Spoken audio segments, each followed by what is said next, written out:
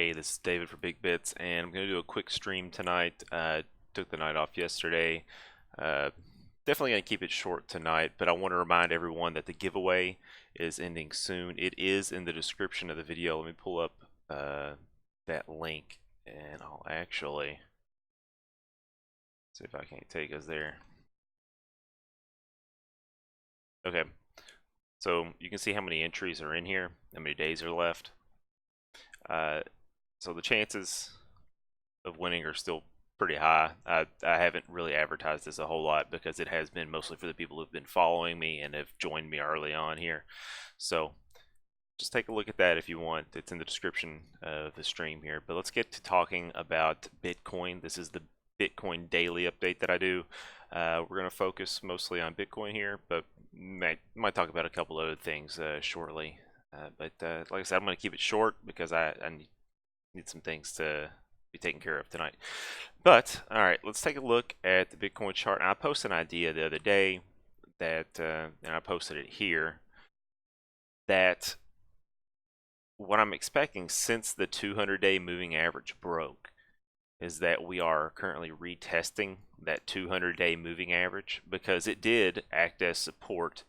Let's drill down into the hourly chart. Okay. Oh, those drawings look awful right now. Let's take those off. And let me change this to where it's going to show us this as the 200-day moving average. Okay, so you can see when we had the initial breakdown of the consolidation period, the 200-day moving average acted as support for a little while, and then it was broke. And now it's acting as resistance as price continues to test it. And you can see it got a pretty good test here and was struck back down pretty quickly, which kind of leads me to think that it's going to make another move down soon. Now, there's no way to guarantee that, of course, but what I'm thinking is going to happen is it's most likely going to wait to dump before the after the weekly candle close. And that is because I think they're going to try and, well, the market makers, whatever you want to call them, the manipulators, I think they're going to try and make you think that it's being held at support. Now, if it shoots back up above the 200-day moving average for a short period of time and then goes back down, then maybe that will have flipped. But even then, let's take a look at the weekly chart then. Remove the Bollinger Bands. Even then, even if it closes slightly above this line, there's a lot of momentum down on a few things. But at the same time, you know, the Stoch RSI has been oversold for a few weeks now, and the RSI is becoming neutral. So if it does go back above the 200-day moving average and reclaim that as support, it might be an opportunity to get a good bounce in the coming weeks. But the one indicator that I don't really care for is the MACD on the weekly chart, because it has recently crossed over and began moving down. Now, if it does happen to come back and reclaim the 200-day as support, well, I'm sorry, you can't even see the MACD here because I think my head was in the way. And you might not have been able to see the other indicators either, but the Stoch RSI oversold, RSI neutral, and the MACD has crossed over in recent weeks on the weekly chart, and it's moving down. Now, this doesn't have to, even the downward movement on the MACD doesn't have to mean that the price is going to continue to move down. When you're looking at the indicators, they're just looking at moving averages, and just having this huge red candle closer to the end of your exponential moving averages puts a lot more weight on this red candle than there is on, say, these green candles further back. So with that in mind, the MACD can continue to drop even though the price could just kind of go neutral here and follow along the 200-day moving average. So that's something to keep in mind, that if it does reclaim the 200-day as support, then it could bounce. But in my opinion, more likely the momentum is down here. Let me turn back on my drawing tools and go back to the daily chart.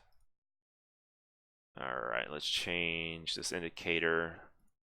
Let's change this back to our current and put it back at 350. Okay, so what I am actually kind of expecting to happen is that there's going to be some sort of divergence built up here. And that since the prices went below the 200-day moving average and has come back up to test support, that it is going to kind of remain up here for a short bit. And that's why I'm thinking the weekly close. And then it's going to move back down. And as you can see on the RSI, it's going to have an impact of kind of building a divergence upward. Now, this usually means when there's divergence that if you can catch it over here, it's probably a good time to go long. But it's going to be hard to say in this situation. This is fairly unique for the bull market that we would like to believe that we're in, because if you're in a bull market traditionally in Bitcoin, it doesn't retrace so much. And this is a pretty big retracement. The other thing, the stochastic RSI, what's going to happen here is if these numbers stay relatively flat and then move back down, you're going to get this kind of movement to where it stays oversold, dips back down, and then it'll finally leave, and then you'll get some actual relief, and it might come back up to the 200-day again, but from these lower numbers, wherever they may be they here or all the way down at the 50-week here, another retest of the 200-day would be pretty significant gains if you manage to find the bottom of that. So that's kind of what I'm looking at to possibly happen. I don't think that this is going to go below this 50-week personally, just because there is so much support in the 6K range. I don't even know if it's going to get close to this, honestly. We're already very oversold on the RSI, and it's been oversold for quite some time. It's going to take this little bit of relief and another punch down in the price to get the RSI to stay oversold for a larger period of time. So I'm liking the chances that the price kind of does this thing, but like I said, there's also that opportunity to where the price is going to come back up above the 200-day and serve to close above it. And if it closes above that, that would be pretty bullish if the price can continue to stay above it going forward. But this is all yet to be seen. Just something to keep in mind when you're looking at the prices. And I know I didn't get to do a live stream the other day when it came to this, but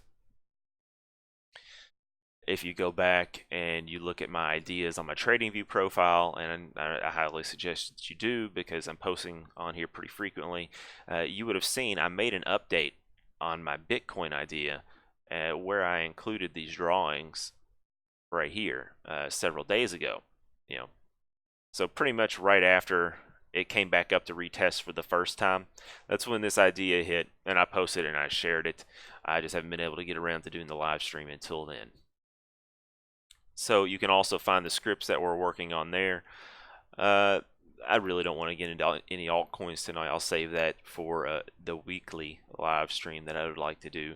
But I thank you all for watching, and make sure you check out the description of the video for the giveaway, and that only lasts for a couple more days. So if you're watching this as a recording, it's probably too late.